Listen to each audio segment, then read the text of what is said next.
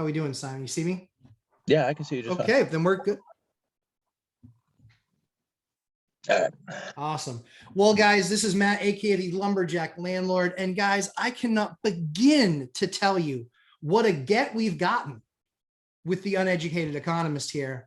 My man, the man who needs no introduction, hit me with you're the Uneducated Economist. We're here together. This is awesome.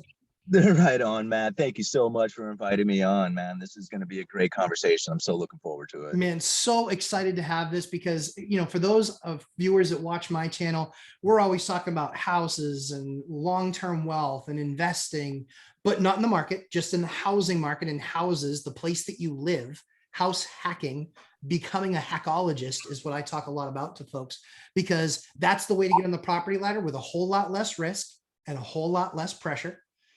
And so part of that, one of the first conversations I wanted to have with you was really around the lumber side. We know that you're the YouTube lumber god. And so wanted to kind of talk through that because, man, I can't begin to tell you how many questions I have just on the lumber side of things, because, I paid much like every other, red-blooded American in the last 2 years. I remember paying $2.28 for a 2x4x8. And then I remember also recently paying as much as $9.20 for a 2x4x8. And so the crazy thing is yeah, those crazy numbers, yeah, the inflation, you do an awesome job on your channel kind of talking about those prices. But what I'm also looking for from you is what's that correlation that you saw between that and, like, we use speed base, the 7.25, nice, pretty profile speed base. And the crazy thing for me is that price didn't budge a penny. It was still $1.19. So love for you to weigh in on that. For the guys that I have that rehab a lot of their own stuff, love for you to give us a rhyme and a reason to what was exactly happening there. Yeah, well, it's a really long story. I mean, we could go back, many years to talk about this, but let me let the truck go by here. All good. So, I don't know. They're busy out back here today. I don't get it. Anyway, yeah, it's a really long story to really break this down, to take it back. I mean, really, it all started, in my opinion, it started back in Canada, at least for the recent story with the beetle infestation. And that's really where the story I found took place, because what was going on is in the British Columbia area, they had this beetle infestation that killed off a huge chunk of their forest. And they went into something called salvage mode, where they made it a lot easier for the loggers to log and for those mills to buy that lumber. They were sawing up that lumber and pumping it down into the United States. Now, this was all during like 2015, 16, 17. There was a lot of lumber coming into the United States from this British Columbia area as they were doing the salvage mode. Well, during that same time, the prices started to really run up, and now they ran up beyond their all-time high that anybody had ever expected. Now, this is before the COVID thing. This is like they ran up to $650 per thousand. Now, being in the lumber industry, I was like, man, look at this. This is incredible. But most people didn't really pay attention to too much that was going on there. 2x4s, like you said, they were going at $2.25. They ran up to a little over $4, and a sheet of plywood was selling for around $26. Normally, it would be around $18. Now, I was doing videos. This is really right when I first started my channel. I was doing videos talking about, lumber prices and how, the more increase in the pricing you're seeing is due to the expansion of the lumber or the building industry that was happening at the time. So I was correlating those two. I'm like, look at the prices go up as far as the expansion in the industry goes.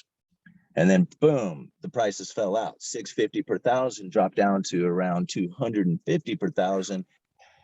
And the mills up there in Canada were like, we can't produce at this price, right? We're high cost producers, and this is far, far too low for us to do it any longer. And they started curtailing development.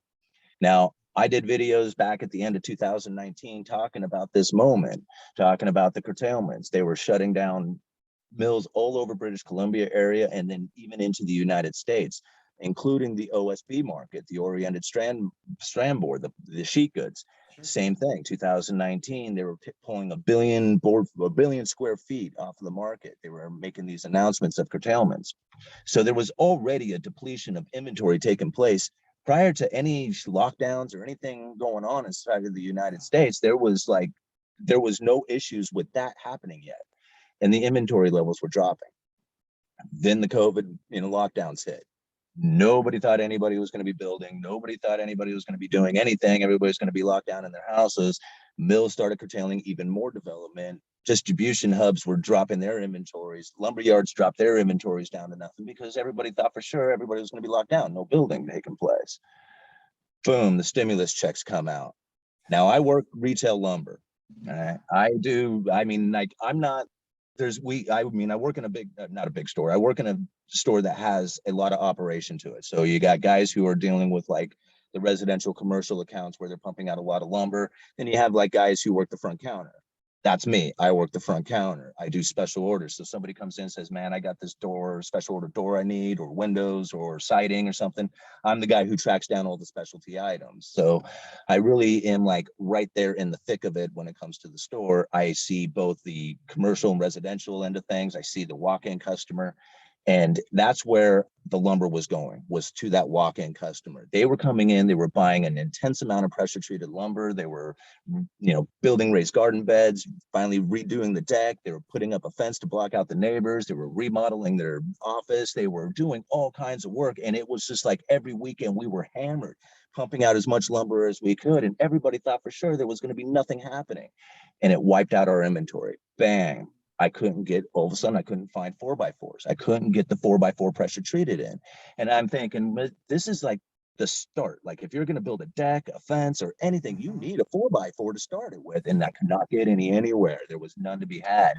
So I'm missing out on all these deck projects that should have been taking place last year. So we miss out on that. Pretty soon the lumber starts trickling in and the prices are just going through the roof, right? So it's difficult. You're trying to get these 4x4s in, trying to get the lumber in, trying to get the plywood, and every time you order it, it's up another 10%. It's up another 10%. You try to put out a bid out there. By the time you go to get the material, you've already lost out on all your profit, on this bid because the prices are moving so dang fast. And it's difficult to source, right? You can't get plywood, or it's like you're 2 weeks out on plywood, and then pretty soon it's 6 weeks out on plywood. So you're ordering like truckloads of plywood, but you don't see them for 2 months coming down the road, and nobody knows when the material is coming in. Projects are getting postponed because they can't get the windows in on time. I mean, it's just all this chaos started taking place, and the prices ran up to $17.50 per thousand, and everybody thought, oh gosh, what are we going to do now? Right now, I'm selling 2x4s at this point at $13 a piece. Oh, yeah. The only problem is I'm not really selling them, right? I mean, there's a few people that are buying them when they absolutely need them, but the walk-in customer disappeared. Like they're nowhere to be found. Building's still happening, right? We're still sending the material out to those builders, but you think once you start a project, you're going. You can, like, you lay down that first plate and start rolling joists, you're on. There is no slowing down or stopping, or else it's going to cost you money and deterioration of the project. So once it begins, you're on. It's full on. So that's why you saw a lot of builders who were still buying when the prices were running up that high, because they had no other choice. They just had to do it.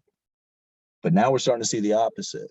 Those projects got delayed, and now they're seeing the prices dropping, and they're holding off on buying until they know that they're going to be profitable again, or know that they're not going to be dropping any further. So I feel that that's kind of the situation that we've run into. A lot of people will like kind of point to a lot of conspiracy theories as far as like manipulations and stuff. Yeah, I guess if you go back to like that end of that 2019 area where they were curtailing development and holding back productions and stuff, that right there was like the key point to the huge increase in lumber, because if that wasn't started, we may have not suffered such a dramatic depletion of inventory throughout the whole system. And then, once they start milling again, this is a heavy product. I mean, you think about it, you got to put this on a truck, a rail, you got to have forklift, and transferring the stuff through the nation is not exactly easy. So once they have that chain working again, now it's just like the material just flows through. So we're back down to 600 per thousand, 650 per thousand. And if you kind of take out the idea of the salvage mode that was taking place in British Columbia, well, that kind of makes sense that 600 per thousand would almost be like a normal price, or at least kind of encroaching into that normal price. Yeah, it seems like things are starting to level off. I know that we're certainly starting to see that, but it was interesting to me because, like you said, I mean, I saw CDX and plywood is, CDX I think was as high as about $50 a sheet, and Yeah. plywood was as high as like $80 or $90 for plywood. And I'm like, what the hell am I going to do with that? Yeah. Like, and Right. the funny thing is now what I find is the lumber's coming down a little bit, but just like everything else, it's fast on the way up and slow on the way down. The Yeah. bigger issue is labor, because to your point, I think a lot of people are taking those projects that they wanted to do, couldn't get the supplies. Now they can. Now they're like, game on. Now we'll look at start doing this. And I think we're in for the next 6-8 weeks. I think is going to be kind of a crazy end of the summer, beginning of fall, is what I feel like is going to happen. I know on the shingle side of things, most of the vendors that I work with, they went from 12 or 15 colors down to 4. It's Yeah, not, that's the case. you Here, give know, me a second here. I'm going to put up yeah, a sun shield here real quick. yeah, yeah, There we go. All right. Sorry. I yeah, put no my worries. phone up there on the window and the sun's now blasting through it. So No cook my worries. phone up and shut it off. Yeah, actually that roofing issue is a very serious one that I've found coming up. Yeah, it's a limited colors. Like before, you could get all these fancy colors, and Yeah. you could always. Yep. Yeah, I call up. It was just like, hey, I need green, and they're like, no, Yeah. and they're like, we don't have it, and you're not getting it. Don't need, might as well switch over to gray or something. And so I found that to be a very, like I wasn't expecting that to take place. I figured, you just run the batches how it is, Right. but no, they only the inventory again, like, they depleted their inventories just the same. And now they're only going to build what it is that is in demand. And Right. everybody is asking for black and gray and, Yep. whatever popular colors there are. So that's the only thing they're going to run for now. And then what ends up happening is, in my opinion, is that that's the only thing they're going to run, and then pretty soon they're going to have too much of it, Exactly. That's and exactly then right. they're going to be like, man, now we have like all this demand for other colors, that there is, and they're going to miss out on these sales because people are going to, be wanting the other colors, moving over to other roofers or whatever, other roofing companies that have those colors and stuff. But Yeah. that's kind of what I see taking place in a lot of stuff. Like they limited people on a lot of what they are able to get Yeah. as far as like the varieties go. And I wasn't, I mean, I'm, before all this happened, you never anticipated anything, but like, it's amazing some of the stuff that you're finding, even like including like some of the stuff you were saying about some of the prices not moving. I'm Yeah. still waiting for 15-pound felt to move. It has yet to change price in the last 5 years. Yeah. It's still, I think we had it for $33 a roll in right now, and I think I was selling it 5 years ago at like 31.50. Right. I mean, It's not even keeping up with inflation, right? And you're like, that's the same thing I was looking at. So we use that 7.25 speed base. We love that product. Goes down well, looks pretty, has a nice profile. And through all of COVID, pre-COVID, during COVID, post-COVID, or as much post as we can be, $1.19 a foot. It's still a $1.19 a foot. It's the way it goes. It's always a $1.19 a foot. And I'm just like, now I can't imagine why that's not being raised. Prices aren't being raised in that, just based on inflation. I mean, yeah. it's got to be costing them more to do the work that they're doing and making that speed base. Yeah. Well, and that starts lead me into the idea is like, are we actually suffering through the inflation that people are anticipating or are expecting to happen? Right. I mean, when you drop inventory levels as much as has happened, and you Mhm. have a demand coming into it, then prices are going to go up. And Yeah. that's not necessarily an inflationary scenario Correct. It's coming from supply the and demand. destruction of the dollar. Yep. It's a supply and demand issue Sure. that's happening right there. So that is the reason probably why you're seeing the speed base at the same price, or the 15-pound felt, is because there's probably not a lot of like, say, like labor involved in it. It's probably pretty automated. Yep. The material going into making it is probably pretty readily available, and again, probably not really suffered from the COVID lockdowns kind of thing. So that's kind of the stuff that I look at, and it was just like, so the availability of it never really diminished, and therefore the prices never really changed because it still meets the demand, Yep. and so I look at stuff like that. When I think of inflation, I think of labor and gold. Those are like the Yeah. two that I look at. If you have like a lot of people working and you have gold prices going through the roof, that's where my inflation scenario really starts kicking in. That's where like the key things that I'm looking at. But when those things are sitting fairly steady, and you have the conditions of the environment that I'm seeing right now with the supply issues, then I am stepping back away from the idea that we are suffering like an inflationary scenario. Not saying that it isn't happening. Sure. As you said, I have other things that I'm looking at that are saying that's not inflation. So until those things move, right, I'm still like on the fence on it, you Yeah, know. I totally agree with you because I think it can also be even just broken down. I think you made a great point with, labor and then the raw material that goes into it, right? Because for a roll of 12.2, I was paying $64.97 before COVID. During COVID, I was paying $129.90 for the same roll of 12.2, 250 linear feet. And it was the same thing for, like the Masonite doors. I could place my order on Monday with my favorite lumber yard. And by Thursday, I had those doors getting delivered. Yeah. And then it was 18 days. 18 days, and the prices were up a bit. And those prices then were probably up 15, 20%. But the big thing was the time delay on those Masonite doors. And then same thing happened with, so electrical, it was big, Masonite was big. And then pressure treated. Pressure treated was an absolute nightmare. Like literally, I remember being in the lumber yard and I said, yeah, I need a bunch of stuff. We were doing a deck last summer. And he chuckled at me. My guy chuckled at me and he goes, yeah, okay.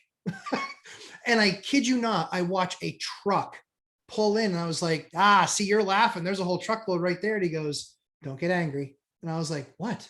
He goes, the entire truckload was bought. We're actually just bringing it here and then we're going to drop it off and deliver it to them. We just need to take it off that truck and put it on delivery trucks. It's like, there's no love. He goes, yes. He called the president and basically said, I need this. And he's like, he bought the entire truckload because he was doing a housing development. So he just took the entire truckload, whatever was in it, and he was starting to piece together his decks off of that. He's like, we'll lay it out on each house, make sure we have enough material for each one, and then we'll just do it house by house. But literally the entire truckload of PT it was like Christmas when I saw that thing rolling in. My Christmas hopes were dashed because somebody just bought the entire truckload up from under me. And he was panic buying. Yeah, yeah. That's what he was doing. See, he didn't need the whole truckload. He just wanted to make sure that he could secure the lumber to make sure that his projects would continue to go forward. Had he not done that, and the hundreds of other people, that were doing the exact same thing who didn't do it, then we wouldn't have had the toilet paper hoarding that we had. Exactly. It's kind of funny because I was talking about the toilet paper hoarding event that took place back in the 70s due to the Johnny Carson joke that took place. I mean, it's just a joke off of a TV show caused a toilet paper shortage for over a year. Yeah. So the panic buying, like the hoarding mentality, once that kicks in, it's on. I mean, and it's very difficult to slow it down once the people have that perception that they will not be able to get it, they will buy as much for any price. Well, one of the stories I love that you told, I think it was with George, and you and I are on the same page. I think George is like deity. He's like a economic deity. Like the dude's awesome. George is a great guy. He's going to come out and have dinner with me here in a couple of weeks. That's pretty cool. That's awesome. I think he's just such a rock star. Would love to someday to press the flush with him and shake his hand because I think he's just absolutely fantastic. But the Fern Coast story that you were talking about, I was like, for years, I've walked lumber yards, years walking right past the plumbing aisle because for some reason they have those closer than they have the faucets. So for years I've walked past them, and more often than not, if you bump the shelf, you create a plume of dust. And yeah, right. and now it's like, and for like 6 months, I literally went in there and I actually needed one. I went in there and he just looks at, and I just was, yeah, I need one of these Fern colors. He's like, we don't have any. I was like, shut up. I was like, cloud of dust back. It's in aisle 7, midway down, cloud of dust. He goes, go check. Little chunk of rubber with hose clamps on it. No big deal. Yeah. Can't get it. It was like, I was like, this is definitely like, revolution time, people. I can't get a fern coat and I need one. And so it was crazy. But then when you brought up that example where then the guy that came in needed one, he bought the rest of the 3. And I think exactly your scenario that you're talking about there is exactly what's going to happen. I think that I am literally waiting to see what was over ordered based on hoarding purchasing. And then I think places like lumber yards and even big box stores and all these others, I think there's going to be some unbelievable deals come Christmas time on stuff that they've got to blow out Black Friday, because they don't need the 30 fern coats that they thought they needed. They That's right. really only need the 5 that collect dust. And now all of a sudden you can get them for half price, and then everybody's going to get stocked up. And then what's going to happen with those 5 there? They're going to end up with the largest layer of dust they've ever had on them. Yeah, that's it. I mean, this is the bullwhip effect. Small Sure. fluctuations in demand can cause a huge, effect down the manufacturing line to distribution lines. These people, they don't have exactly the information. They can only go off of what it is that they're being told. And what they're being told is we need a lot, or Right. people need a lot. And so what do they go off of? We need to fill these orders, but they're not really thinking that these people who are ordering this much are ordering far more than what they need, and the only reason why they're doing it is because they feel that they can't. Right. This is a, yeah. I mean, it self perpetuates the shortage. It does. There's never a shortage. Right. It was just everybody just grabbing up on it at the same time instead of allowing the naturally occurring purchases to happen. I just want to be that. I just want to be that CEO who is the CEO of that company for the next year and a half, because then all of a sudden they're going to look at him and go, "You are an absolute god. Look at what you've done with our plumbing supply company. You're amazing." And then all of a sudden reality is going to hit, and every plumber on the planet has 17 of them. Mhm. And then they're just going to look at him and go, "Why are we going to go out of business? We grew so much to create all these things. We're going out of business. What happened to this? What happened to us? Why are we not selling these things anymore?" And it's because at a retail level, everybody's stocked up to make sure they had them, because that cost them a fortune in not being able to get their project done. Yep, yep. And yeah, and you can see this happening throughout a lot of many things throughout the entire economy. I mean, this happened in a lot of situations, even right down to this, the chip shortage for vehicles and stuff like Yep. that. I Yep. mean, at some point, I mean, the people who need those chips in order to complete their projects are ordering far more than what they need right now to make sure that they can get the stock that they need.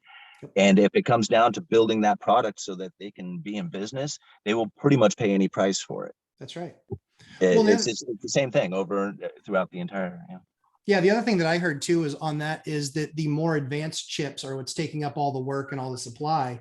And so it's like kind of the dumber chips for cars and things like that, because they're not nearly as profitable as the smart chips, then that's what's Oh, actually falling to the side. So the problem that you have is everybody wants to make the nice, shiny, expensive one because the margins are better. Nobody wants to make the cheap one that actually goes into the cars. So that one that just kind of runs the car versus the ones that are needed for like autonomous driving, the difference is vast. The profitability is much greater on that more expensive chip. And so those less expensive chips, people are saying, you know what, we want to focus where our margins are, and our margins are more here. And so that's going to be something that either A, it's going to cost them more, or B, there's going to be that smart vendor that says, you know what, I can go down there, I can pick up some of the inefficiencies, but I can steal that market because everybody else wants to spend time on the really advanced gaming and, like Bitcoin mining, expensive chips. yeah, So yeah, that makes a lot of sense. that's And good.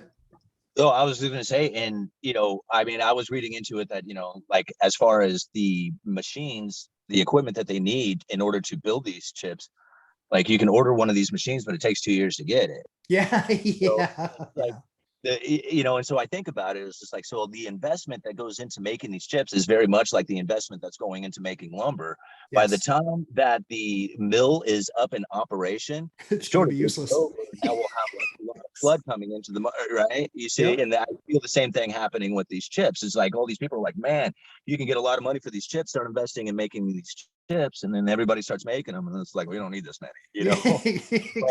Exactly. you know, I mean, again, bullwhip effect kind of stuff. But yeah, right now it's a very difficult time to try and navigate through all this stuff because you don't know where it's going to land or how much things are going to be or how long the shortages are going to take. It's Yeah. just going to be and for a while. and what asset it's going to be, right? Like, where is Right. it going to be? And with houses, you touch so many, it's just like all over the place. So my man, love this session, love doing this with you. Want to cut off this session because I think the second session that we'll do pretty quick, I think just talking about, you're a master when it comes to bonds, explaining those to people. I mean, I just absolutely love it. I turn people onto your channel all the time because I think it's absolutely fantastic what you're doing for folks. So tell us for those of you that are watching, this on Lumberjack Landlord, tell those of us where we can find you and kind of what data points you're talking and bringing to us.